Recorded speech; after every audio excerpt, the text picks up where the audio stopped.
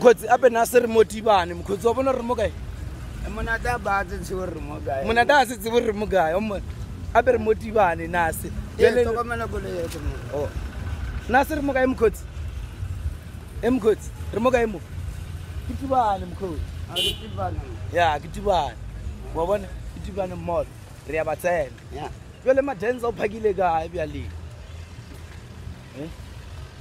mkhotsi madenza o phakile mo kae au peilane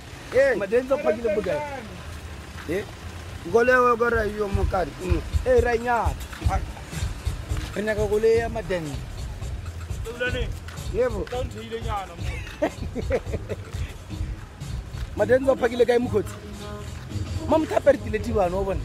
na ba bila ka mo tsamela lena a ke tse a re lebele a re tsene ka mo a re tsene ka mo re tsena ka mo wa tseba ra diai re tsena ka mo ra monyaka ra mo tsere wena ngore fedi khiye wena a re nyako ga faka wena a re nyako ga faka wena re mo tsere a re nyako ga faka ka mo abenya ka ma ba ka sidima je